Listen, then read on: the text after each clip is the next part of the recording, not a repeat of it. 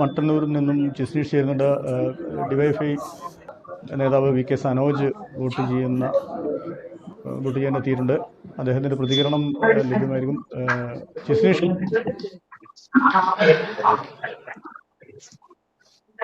കേൾക്കാമോ?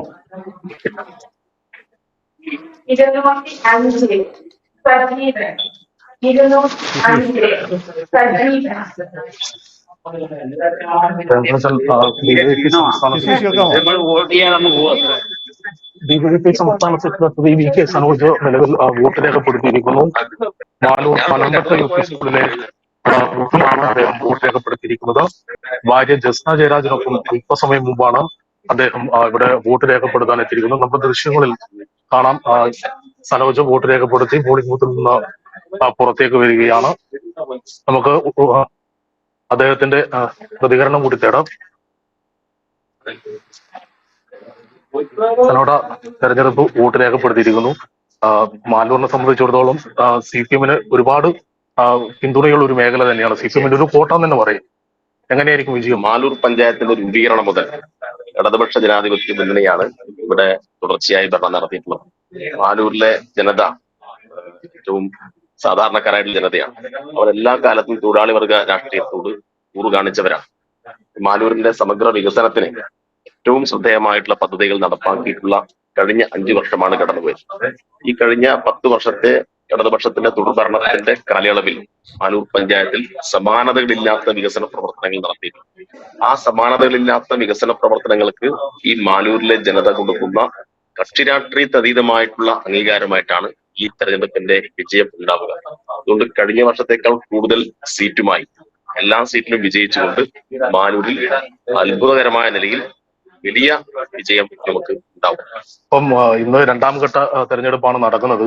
ആദ്യഘട്ടം പൂർത്തിയായി. ഇപ്പൊ 2ാം ഘട്ടത്തിൽ ശരിക്കും ഇപ്പം നിങ്ങളെ വാർഡിൽ തന്നെ വന്ന് നോക്കിയാൽ രാവിലെ മുതൽ ഒരു 6 മണി മുതൽ തന്നെ വലിയൊരു ജനക്കൂട്ടമാണ് പോളിംഗ് ബൂത്തുള്ളത്. തുടർച്ചയായി വന്നുകൊണ്ടിരിക്കുന്നു. ക്യൂ അവസാനിക്കുന്നില്ല. പ്രത്യേകിച്ച് വയസ്സായ ആളുകളാണ് കൂടുതലായിട്ടുള്ളത്. അതെന്താ വെച്ചാല് ഒന്ന് ഈ ഇടതുപക്ഷത്തിന്റെ തുടർ ഭരണം അതിനുകൂടി കൊടുക്കുന്ന അംഗീകാരം പഞ്ചായത്തിലെ ഒരാളെ തിരഞ്ഞെടുക്കൽ മാത്രമല്ല, ഒന്ന് ഇടതുപക്ഷ ജനാധിപത്യമുള്ള ഈ ഗവൺമെന്റ് നടപ്പാക്കിയിട്ടുള്ള ക്ഷേമ പ്രവർത്തനങ്ങൾ അതിലെല്ലാ വിഭാഗം ആളുകളും അങ്ങേയറ്റം സന്തുഷ്ടരാണ്. അതിപ്പം പെൻഷനായി കഴിഞ്ഞാലും, സ്ത്രീകൾ കൊടുത്ത ആനുകൂല്യമായി കഴിഞ്ഞാലും, യുവാക്കൾ കൊടുത്ത ആനുകൂല്യമായി കഴിഞ്ഞാലും, കാര്യം കഴിഞ്ഞാലും സമൂഹത്തിലെ നാനാവിഭാഗം ആളുകളും ഞങ്ങളുടെ ഗവൺമെന്റിന്റെ തുടർച്ച എന്നാണ് ആഗ്രഹിക്കുന്നത്. അതുകൊണ്ട് തന്നെ അവർ വർദ്ധിത വീര്യത്തോടു കൂടി വർദ്ധിച്ച ആവേശത്തോടു കൂടിയിട്ടാണ് അവരെല്ലാം വോട്ട് രേഖപ്പെടുത്തിക്കൊണ്ടിരിക്കുന്നത്. ഇത് കക്ഷി രാഷ്ട്രീയത്തിന്റെ കള്ളികളിൽ പെടുത്തിയിട്ടുള്ള ഒരു ഇലക്ഷൻ ആയിരിക്കില്ല. ഇത് ഇടതുപക്ഷ ജനാധിപത്യ മുന്നണിയുടെ ഭരണം തുടരേണ്ടതിന്റെ പ്രാധാന്യം കേരളത്തിലെ മുഴുവൻ ജനങ്ങളും തിരിച്ചറിഞ്ഞ് അവർ രേഖപ്പെടുത്തുന്ന ഒരു വോട്ടായി. ആ നിലയിലാണ് ഇതിന്റെ പ്രാധാന്യം. കണ്ണൂർ ജില്ലയെ സംബന്ധിച്ചിടത്തോളം തന്നെ തദ്ദേശ സ്ഥാപനങ്ങളെ നോക്കുമ്പോൾ ഭൂരിഭാഗവും ഇടതുപക്ഷത്തിന്റെ കയ്യിൽ തന്നെയാണ്. അപ്പൊ കണ്ണൂർ കോർപ്പറേഷനാണ് ചെറുതൊരു മാറ്റമുള്ളൂ. അതും ഉൾപ്പെടെ എങ്ങനെയാണ്? കണ്ണൂർ ജില്ലയിലെ ഇത്തവണ കണ്ണൂർ കോർപ്പറേഷൻ ജയിക്കാൻ പോകുന്നത്. കണ്ണൂർ ജില്ലയുടെ മലയോര മേഖലയിൽ കഴിഞ്ഞ വർഷം മുതൽ തന്നെ, കഴിഞ്ഞ 5 വർഷം മുന്നേ നടന്ന തെരഞ്ഞെടുപ്പോടുകൂടി തന്നെ കാറ്റ് മാറി വീശി. നമ്മളിപ്പോ ആലക്കോട് മുതൽ ഇങ്ങ് കുറ്റൂർ വരെ എടുത്താൽ, ആലക്കോട് കഴിഞ്ഞ തവണ തുല്യം സീറ്റായിരുന്നു. നറുക്കെടുപ്പ് ഇതുവരെ ജയിക്കാത്ത ഉദയഗിരി പഞ്ചായത്ത് കഴിഞ്ഞ ഇലക്ഷനിൽ നമ്മൾ ജയിച്ചു. ഉളിക്കൽ പഞ്ചായത്തിൽ വലിയ മുന്നേറ്റം ഉണ്ടാക്കി. അതുപോലെ തന്നെ പയ്യാവൂർ പഞ്ചായത്ത് നമ്മൾ ജയിച്ചു. കൊട്ടിയൂരിൽ നമ്മൾ തുല്യം സീറ്റിലേക്ക് വന്നു. ദീർഘകാലത്തെ കോൺഗ്രസ് ഭരണം അവസാനിപ്പിച്ച് 48 വർഷത്തെ കോൺഗ്രസ് കുത്തക അവസാനിപ്പിച്ചിട്ടാണ് കണിച്ചാർ പഞ്ചായത്തിൽ നമ്മൾ ജയിച്ചത്. കേളകം പഞ്ചായത്ത് നമ്മൾ തുടർച്ചയായി ജയിച്ചുകൊണ്ടിരിക്കുക.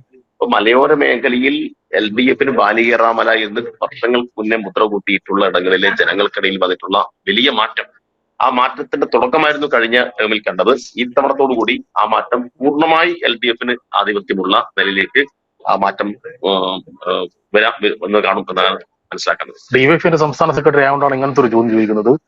ഇപ്പൊ രാഹുൽ മാങ്കൂട്ടത്തിന്റെ വിഷയം എത്രത്തോളം നമ്മൾ ഈ തെരഞ്ഞെടുപ്പിനെ ബാധിച്ചിട്ടുണ്ടാകും? ഒന്നാമത്തെ കാര്യം വെച്ചാൽ ഈ UDF-ന്റെ വനിതകൾ ഉൾപ്പെടെയുള്ള സ്ഥാനാർത്ഥികൾ ഒരു ഘട്ടത്തിൽ ചില ആളുകൾ വോട്ട് പിടിക്കാൻ പോകുന്ന നിർത്തിക്കളഞ്ഞു. കാരണം വീട്ടിൽ പോയപ്പോ നിങ്ങൾ മാങ്കൂട്ടത്തിന്റെ പാർട്ടിയാണോ ചോദിക്കുന്നത് അവർക്ക് സഹിക്കാൻ കഴിയുന്നില്ല. അപ്പൊ എന്നോട് ഒരു സുഹൃത്ത്, ഞാൻ കുറച്ച് ദിവസമായിട്ട് ഇറങ്ങിയിട്ടില്ല, എങ്ങനെയാണ് ആളെ ഫേസ് ചെയ്യുക? അപ്പൊ ഈ ഒരു മാനസികാവസ്ഥയിൽ UDF-ന്റെ നല്ല, അതായത് പ്രാദേശികമായിട്ടൊക്കെയുള്ള ധാരാളം ആത്മാർത്ഥ നേതാക്കന്മാരുണ്ട്. അവരൊക്കെ വലിയ മാനസിക സംഘർഷത്തിലാണ്. പലരും അവരുടെ പ്രവർത്തനം അവസാനിപ്പിച്ച് വീട്ടിലിരുന്നു എന്നാണ് അറിയാൻ പറ്റുന്നത്. അതില് രണ്ട് കാര്യമുണ്ട്. ഇന്നിങ്ങനെയെല്ലാമുള്ള പ്രശ്നങ്ങളുണ്ട്. മറ്റൊരു കാര്യം എന്ന് പറഞ്ഞാൽ കോൺഗ്രസിന്റെ സമുന്നതരായ നേതൃത്വം ഈ പെർവട്ടിനെ സംരക്ഷിക്കാൻ ആവശ്യമായ നീക്കം നടത്തിക്കൊണ്ടിരിക്കുകയാണ്. ഇന്നലെ രണ്ടാമത് കൊടുത്ത പരാതി സംബന്ധിച്ച് സണ്ണി ജോസഫ് ACCയുടെ പ്രധാന നേതാവാണ്, KPCC പ്രസിഡന്റ്. സണ്ണി ജോസഫ് തന്നെ പറഞ്ഞത് അത് പാർട്ടിക്കുള്ള പണി എന്ന് പറഞ്ഞാൽ ആ ഒരു പെൺകുട്ടി ആ ഇരയെ അപമാനിക്കലാണ്. ആ ഇര ഏതോ പാർട്ടിയുടെ താല്പര്യപ്രകാരം രാഹുൽ മാങ്കൂട്ടത്തിലേക്ക് കുടുക്കി എന്നാണ് സണ്ണി ജോസഫ് പറഞ്ഞു വെച്ചത്. UDF കൺവീനർ അടൂർ പ്രകാശിനെതിരായിട്ട് വലിയ രൂപത്തിൽ കേരളത്തിലെ കക്ഷി രാഷ്ട്രീയത്തിന് അതീതമായി സ്ത്രീകൾ രംഗത്ത് വന്നുകൊണ്ടിരിക്കുകയാണ്. അയാള് ഈ കഴിഞ്ഞ കോടതി വിധി നമ്മൾ കണ്ടല്ലോ, ഇരയെ അപമാനിക്കുകയാണ്. അപ്പൊ സ്ത്രീകളോട് ഒട്ടും ബഹുമാനമില്ലാത്ത ഇത്തരം കാര്യങ്ങളോടെല്ലാം വല്ലാത്ത നിലയിൽ സ്ത്രീ വിരുദ്ധമായ നിലപാട് സ്വീകരിക്കുന്ന ഒരു കൂട്ടമാണ് കോൺഗ്രസ് എന്ന് കേരളത്തിലെ ഓരോ ജനങ്ങളും തിരിച്ചറിയുന്ന ഒരു കാലമാണ്. അതുകൊണ്ട് ഇത്തവണത്തെ സ്ത്രീകളുടെ വോട്ട് കാലങ്ങളായിട്ട് കോൺഗ്രസിന് കുത്തിയിട്ടുള്ള സ്ത്രീകൾ ഉൾപ്പെടെ മാറി ചിന്തിക്കും എന്ന കാര്യത്തിൽ ഒരു തർക്കവുമില്ല. കാരണം ഇത്രമാത്രം പീഡനം അനുഭവിക്കേണ്ടി വന്ന പെൺകുട്ടികളുടെ കൂടെയല്ല കോൺഗ്രസ് എന്ന് പരസ്യമായി അതിന്റെ നേതാക്കന്മാർ പറഞ്ഞുകൊണ്ടിരിക്കുകയാണ്. അപ്പൊ എങ്ങനെ അവർക്ക് ആളെ ഉപകരിക്കാൻ വേണ്ടി കഴിയും? അപ്പൊ അതുകൊണ്ട് താഴെയുള്ള സാധാരണ കോൺഗ്രസ് അണികളെല്ലാം വലിയ ദുഃഖത്തിലാണ്. അവരെല്ലാം ഇത്തവണ കോൺഗ്രസിന് കൊടുക്കുന്ന ഒരു ഷോക്ക് ട്രീറ്റ്മെന്റ് ആയിരിക്കും ഈ തെരഞ്ഞെടുപ്പിന്റെ കാര്യത്തിൽ ഒരു തർക്കവുമില്ല. ജാമ്യം കിട്ടിയ സ്ഥിതിക്ക് പുള്ളി വോട്ട് ചെയ്യാൻ എത്തുമെന്നുള്ളതാണ് കേരളത്തിൽ പറയാങ്കില്ല. ജാമ്യം സ്വാഭാവികമായ കോടതി നടപടിയാണ്. ആ ജാമ്യം കൊണ്ടൊന്നും അയാൾ രക്ഷപ്പെടാൻ വേണ്ടി പോകുന്നില്ല. അപ്പൊ ജനങ്ങൾക്ക് മുമ്പിൽ കോൺഗ്രസ് എന്താണ് തുറന്നു കാട്ടപ്പെട്ടു. ആ MLA ഇവർ കൊടുക്കുന്ന സംരക്ഷണം ആളുകൾക്ക് ബോധ്യപ്പെട്ടു. അതിനുള്ള റിസൾട്ട്, അതിനുള്ള രാഷ്ട്രീയമായിട്ടുള്ള പ്രശ്നം അവർക്ക് അഭിമുഖീകരിക്കേണ്ടി വരും. അതൊന്നും അത്ര എളുപ്പത്തിൽ മറികടക്കാൻ വേണ്ടി കഴിയുന്ന ഒരു പ്രശ്നമല്ല. അല്പസമയം മുമ്പ് സണ്ണി ജോസഫ് പ്രതികരിച്ചിരിക്കുന്നത് ശബരിമല സ്വർണ്ണക്കൊള്ള അത് CPM പ്രതികളെ സംരക്ഷിക്കുകയാണ്, ഉന്നതരുടെ പേര് വരുമെന്ന ഭയമാണ് CPM-നുള്ളത്, അതുകൊണ്ടാണ് തെരഞ്ഞെടുപ്പ് കാലഘട്ടത്തിൽ അവരുടെ തുടർ നടപടികൾ ഇല്ലാത്തതെന്നാണ്. 2020, 2019, 2020 ഇലക്ഷൻ നടന്നിട്ടുണ്ടല്ലോ. ആ ഘട്ടത്തിലൊക്കെ നടന്ന ഏറ്റവും പ്രധാനപ്പെട്ട ചർച്ച എന്ന് പറഞ്ഞാൽ സ്വർണ്ണക്കൊള്ളയെ ബന്ധപ്പെട്ട വിഷയമാണ്. അത് സ്വർണ്ണക്കടത്തായിരുന്നു. ഇപ്പൊ സ്വർണ്ണക്കൊള്ളയാണ്. സ്വർണ്ണക്കൊള്ളയായാലും സ്വർണ്ണക്കടത്തായാലും ഇടതുപക്ഷ ജനാധിപത്യ മുന്നണിയുടെ ഒരു നേതാവിനും അതിനകത്തുനിന്ന് ഒരു ആശങ്കയുമില്ല. മുഖ്യമന്ത്രി അർത്ഥശങ്കക്കിടയില്ലാതെ പറഞ്ഞു SIT അന്വേഷണം നടക്കട്ടെ, എല്ലാ പിന്തുണയും സർക്കാർ കൊടുക്കും എന്ന് പറഞ്ഞു. ഇതുവരെ അന്വേഷണ ഉദ്യോഗസ്ഥർ സർക്കാർ ഇടപെടുന്നു എന്നോ അല്ലെങ്കിൽ ഹൈക്കോടതിയുടെ മേൽനോട്ടമുണ്ട്, ഹൈക്കോടതി ഇതുവരെ സർക്കാർ അതിനെ തടസ്സപ്പെടുത്തിയെന്നോ ഒന്നും പറഞ്ഞിട്ടില്ല. അന്വേഷണം ആ വഴിയിൽ നടക്കട്ടെ. ഇനി ഇടതുപക്ഷത്തിന്റെ കാലത്ത് ഉത്തരവാദിത്തപ്പെട്ട ആരെങ്കിലും ചുമതലപ്പെട്ട ആളുകൾ ആ ചുമതല നിർവഹിച്ചിട്ടില്ല എന്ന് ചില കണ്ടെത്തലുകൾ ഇപ്പൊ നടത്തിയിട്ടുണ്ട്. അപ്പൊ ആ കണ്ടെത്തലിന് അടിസ്ഥാനമായിട്ടുള്ള തെളിവുകൾ കൂടി കിട്ടിക്കഴിഞ്ഞാൽ അവശിക്ഷിക്കപ്പെട്ടെ. അവരൊന്നും സംരക്ഷിക്കാൻ ഇടതുപക്ഷം പോകുന്ന പ്രശ്നമില്ല. ഇടതുപക്ഷത്തിന്റെ നിലപാട് വളരെ സുവ്യക്തമായി അവിടെ പറഞ്ഞു. എന്തായാലും തെരഞ്ഞെടുപ്പിന്റെ ഇടയിൽ ചാർജുകൾ ഉണ്ടാവും, വേറെയുള്ള സ്ഥലങ്ങളൊക്കെ സന്ദർശിക്കാണ്ടാവും. നല്ല നടക്കട്ടെ.